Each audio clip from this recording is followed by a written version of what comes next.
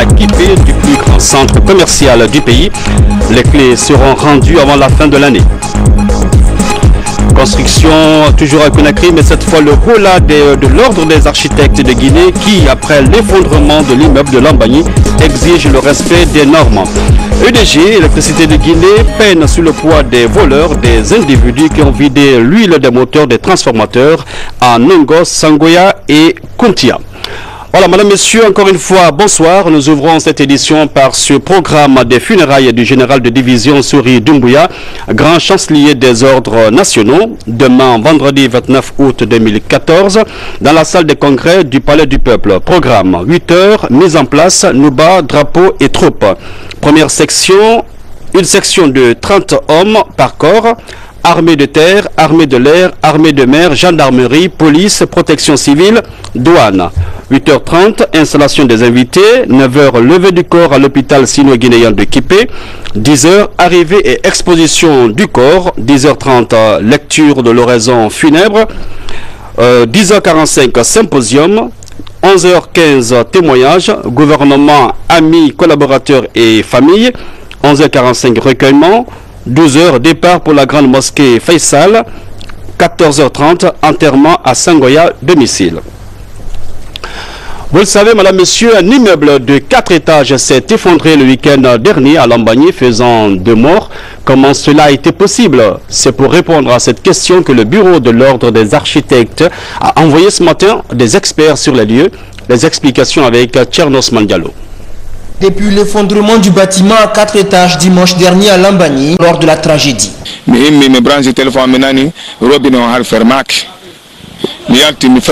me suis réveillé ce jour la nuit pour brancher mon téléphone et prendre soin de mon enfant. Peu après, j'ai constaté que le lit s'est cassé. J'ai alors compris que la maison s'effondrait. Ma femme n'a pu s'en sortir vivante. Dans 5 minutes, les dégâts s'étendent jusque dans les concessions voisines. Ici, c'est un pan de la maison qui a cédé sous le poids du béton. Pas question pour ses habitants de pardonner. À leurs yeux, le drame était bien prévisible. Le propriétaire de l'immeuble n'aurait pas fait attention à certains détails avant d'entamer la construction. Il n'avait pas d'ingénieur, il avait des petits travailleurs. Tout le monde l'a dit vraiment, est-ce que ça c'est garanti? Bon, comme il s'en fichait, moi aussi je n'ai rien dit, je suis étrangère. Il y avait les gens qui l'ont vendu le parcelle et ils sont présents. Bon, je n'avais rien à dire. Souvent mon mari disait, prions Dieu, on fait c'est nous, on quitte ici, sinon vraiment on n'est pas en sécurité. La thèse de non-consultation de spécialistes avant la construction de l'architecte, quand on regarde le ferrage, les blocs, on sait que ce n'est pas un ferrage adapté. Donc c'est un bâtiment, un immeuble qui a dû être érigé de manière anarchique, c'est-à-dire sans intervention d'ingénieur ni d'architecte. Donc ça c'est visible. Le drame de Lambagny n'est pas le premier du genre en Guinée. En 2002, un immeuble s'était aussi effondré à la minière. Plus que jamais, le débat sur l'importance de faire intervenir les architectes avant toute construction est relancé. J'appelle à la conscience de tout le monde d'accepter, approcher les professionnels du métier. Que ce soit les avocats, que ce soit les architectes, il y a toujours un terrain d'entente, il y a des compromis qui se font entre le demandeur et le professionnel qui est l'architecte. Alors que partout en Guinée, des immeubles sont en construction.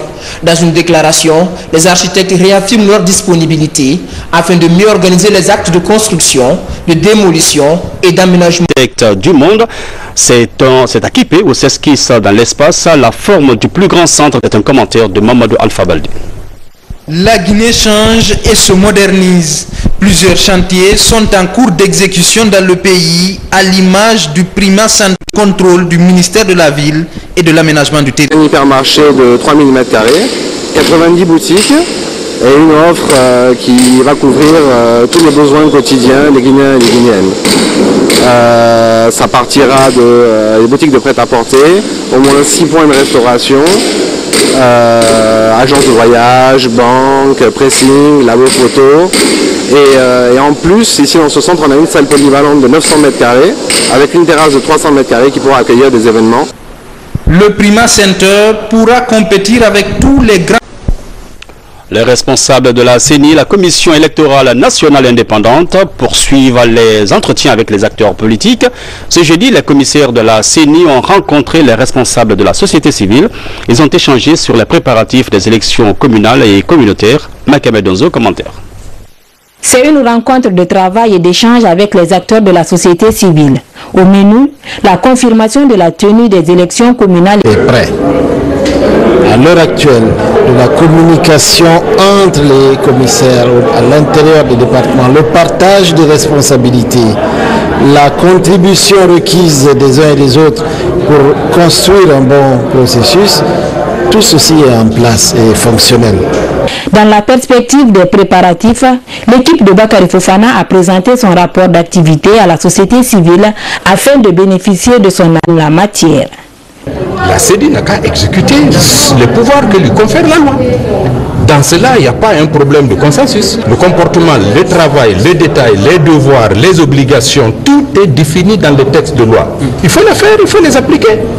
Et la loi 016 et le règlement intérieur de la CENI choisissent la société civile pour présider la CENI.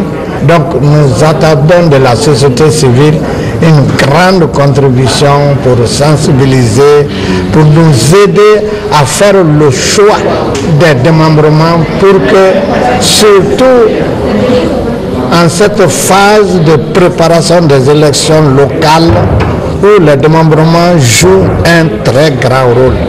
Au terme de la rencontre, la société civile a réitéré son engagement à accompagner la CENI dans le cadre précis du respect des lois guinéennes. Marché. La rencontre avec les pêcheurs artisanaux et les chefs des débarcadères du Conakry a permis d'identifier certaines difficultés. Les précisions avec Abdoulaye Diallo.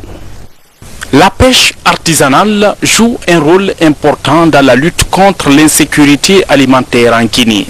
Selon les statistiques, 90% des populations en zone côtière vivent de la pêche artisanale. Près de 450 000 familles exercent cette activité. Au-delà de son caractère nutritionnel, le secteur contribue à l'amélioration des recettes publiques et à la promotion de l'emploi. Pour libérer son potentiel, les activités sont énormes, mais les plus importantes demeurent le tort que nous font les gros navires de pêche et les nombreuses taxes que l'ANAM réclame aux pêcheurs artisanaux. Pour 2 mois. Ici, les maux qui assaillent le secteur de la pêche artisanale sont passés en refus entre les acteurs et l'administration publique. Le problème de la conservation des produits et l'insuffisance des secteurs de la pêche artisanale pour le bonheur du secteur, parce que ce qui est dans le cœur, si il est mis à table, vous comprenez et vous appréhendez mieux les problèmes. Cette rencontre a permis aux autorités de la pêche et de l'aquaculture de mesurer les défis qui les interpellent. Aujourd'hui, la tendance est l'amélioration des conditions de vie. Entre les grands problèmes qui assaillent le secteur pétrolier, une réunion de concertation s'est tenue dans ce sens et qui a regroupé tous les acteurs évoluant dans le secteur pétrolier. Mohamed Lamine Kamara, Hadi Kamara, commentaire. Le secteur pétrolier guinéen est souvent confronté à d'énormes problèmes dans le circuit de l'importation, du stockage, mais aussi de la distribution des produits. Pour corriger des dysfonctionnements dans ce secteur, le gouvernement, à travers le ministère du Commerce, a créé pour la première fois...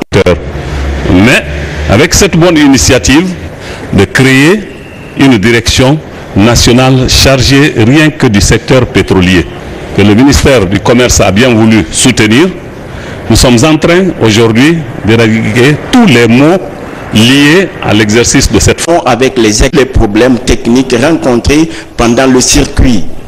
Avec l'évolution, l'environnement pétrolier à l'époque, on n'était que 3 après 2. Aujourd'hui, vous êtes à peu près une vingtaine d'opérateurs qui évoluent dans le secteur. Et donc, il est impératif de mettre en place une structure étatique qui veille à la régulation du secteur pétrolier. En place. Ces ensembles d'outils et de cadres de concertation qui sont mis en place vont nous permettre d'aborder sereinement, de discuter des problèmes qui se posent dans le secteur, ensemble, trouver des solutions pour les résoudre. Au terme de cette assise, des documents régissant la mise en place et le fonctionnement du comité technique ont été signés par tous les membres. EDG, Électricité de Guinée, encore victime de vandalisme. Cette fois, c'est à Sanoya, à Kuntia et à Nongo que des individus ont réussi à vider les transformateurs. Privés d'huile, les moteurs de ces machines ont été bloqués, plongeant toutes ces zones dans l'obscurité, comme l'explique Nabi Nagra Kamara. À Sanoya, Kuntia et Nongo, des personnes non identifiées ont vandalisé les installations de EDG.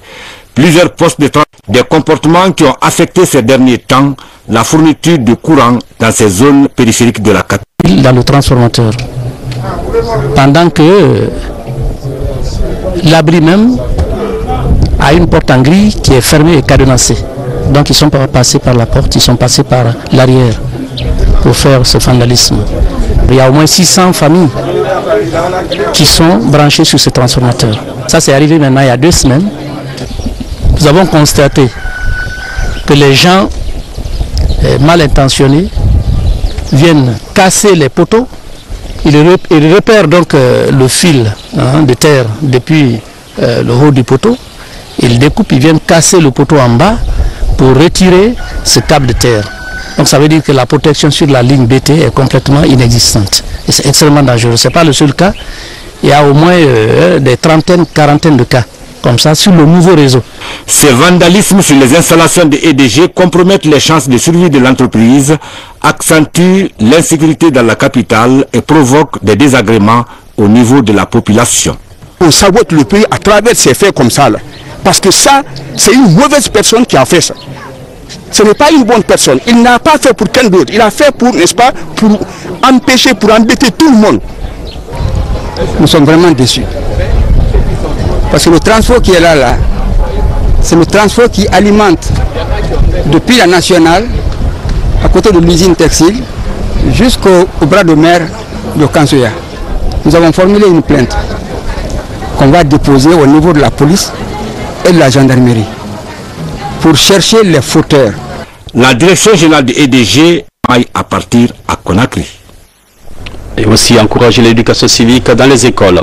Assainissement de Conakry, les militaires déployés dans la ville marquent des points. La bataille contre les ordures n'est toutefois pas encore gagnée. Des points noirs persistent dans les marchés d'Anta, de Matoto et de la tannerie.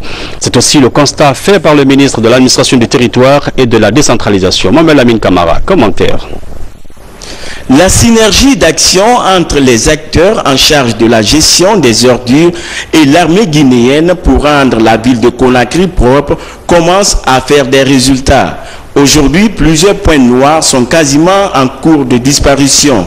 Partout, les acteurs impliqués dans la gestion des ordures sont à pied d'œuvre pour débarrasser les points de regroupement de ces immondices.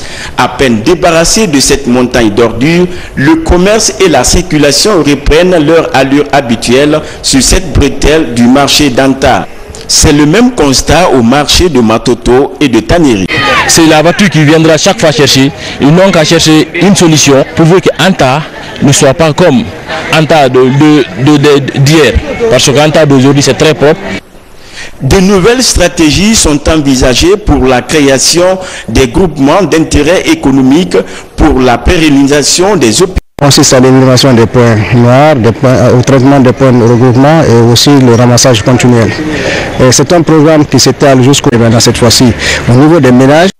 Dans les foyers et sur les acteurs publics existait avant. La réhabilitation de ce service s'avère nécessaire pour le suivi permanent dans la gestion des ordures à Conakry. Riposte à l'épidémie de la fièvre Ebola, la solidarité nationale et internationale toujours forte. Des actions se développent à tous les niveaux pour soutenir les efforts de l'État. L'amicale Action Solidarité et Développement a offert des kits sanitaires au CHU de Dunka et aux maisons de culte de la capitale. Tchernamarofba. 75 bidons d'eau de javel, 10 seaux de valeur de plus de 12 millions de francs guinéens, l'amicale ASD Action Solidarité et Développement se mobilise contre Ebola. Le CHU de Donka et deux lieux de culte, la grande mosquée Faisal et la cathédrale Sainte-Marie vont bénéficier de ces kits. Nous nous mobilisons en solidarité avec le gouvernement et les institutions internationales afin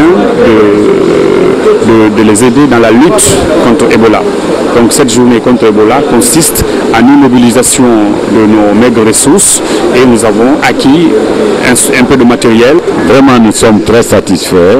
Nous sommes satisfaits à tel point que l'ONG, le geste qu'il vient de faire, nous encourage dans la lutte contre ce phénomène Ebola que nous vivons tous à l'heure là, qui ébranle toutes les couches de la Guinée.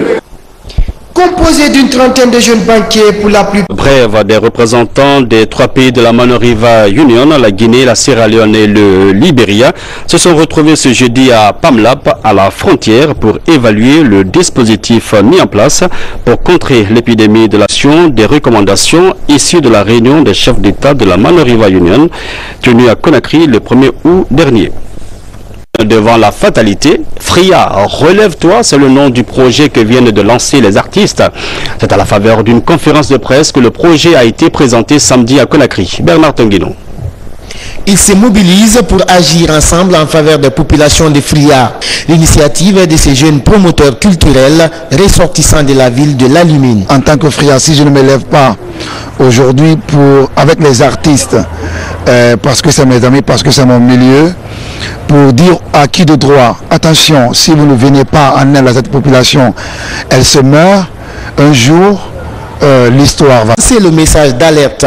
Déjà, une chanson vidéo est produite avec la participation d'une dizaine d'artistes de la musique urbaine et populaire. Comme il s'agit d'un projet humanitaire, nous les artistes, on ne peut pas être indifférents. C'est pourquoi on s'est réunis pour faire ce morceau. Fria, ton soleil rouvrira. Nous, ARCIF, dont je suis le président, Association des ressortissants et sympathisants de Fria, nous apprécions beaucoup ce geste de solidarité qui vient soutenir les actions que nous sommes en train de déployer sur le terrain. Plusieurs activités sont prévues au compte de ces projets des artistes pour Fria. Il s'agit notamment de l'organisation d'un concert de levée des fonds pour les femmes enceintes de Fria, de l'espoir dans la ville de Fria. Fria relèvera la tête.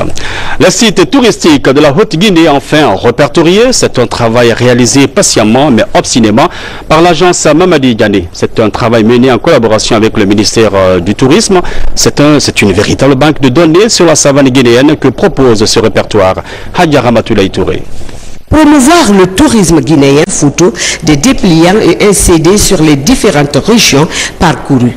Kankan, Kouroussa, Daboula, Dinguiraï et Sigiri constituent la première étape de cette tournée de reconnaissance des sites touristiques du pays. Si on clique la Guinée, si tu veux aller à Dinguiraï ou à Kankan, tu cliques sur Kankan, tu verras les différents sites touristiques. Tu verras comment de chez toi tu rentres en Guinée jusqu'au but où vous allez. Le monde étant un village maintenant lié par l'internet, c'est ce que nous voulons mettre à profit avec nos partenaires de la place et qui sont à l'étranger. Le directeur général de l'Office national du tourisme salue cette initiative. M. Mamadi Diané et son groupe ont pris la peine de sillonner la région Haute-Guinée en présentant les vestiges historiques de notre pays, que ce soit les villages de Samori et les grands affluents de la Haute-Guinée, en passant par Niani de Sundiata Keita, qui sont méconnus de la jeunesse actuelle de la République de Guinée. Donc c'est une œuvre vraiment que l'Office national du tourisme doit saluer. Créée le 10 juin 2014, l'association Agence Mamadi Diané est composée de 12 membres. Dans sa politique d'identification touristique, elle promet que la deuxième étape sera la région de Farana. L'association a déjà engagé la réalisation d'un film sur l'Almami Samori Touré, l'empereur de Wassoulou. Sport, avant de boucler cette édition, la finale de la 55e édition de la Coupe nationale de football Guinée Games. La rencontre oppose demain le club olympique de Koya et le Oria de Conakry. Ce sera au stade du 28 septembre, comme le précise Silou Tata Diallo. Choc des extrêmes pour une finale à 100% inédite. Après avoir sorti Kindi en demi-finale, le club olympique de Koya s'est offert le droit de disputer la finale de la Coupe nationale de football Guinée Games de Koya, qui compte bien jouer sa chance à fond.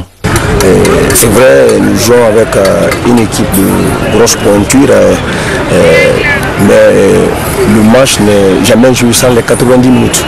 Donc je suis sûr et certain que les enfants réellement super motivés pour la cause. Côté rouge et blanc, l'heure est à la concentration et donc pas question de prendre cette équipe de Koya à la légère. On est serein d'abord, on n'a pas la pression, il faut le dire, bien que Oya soit un grand club, qui joue avec un club qui n'a pas pu monter en Ligue 1, mais on note quand même qu'il a pu éliminer pas mal de clubs, savoir aussi 2 clubs de Ligue 1, donc ce club est capable de prendre au piège de Oya. Et aussi il faut voir la motivation d'une préfecture qui fait une affaire d'État.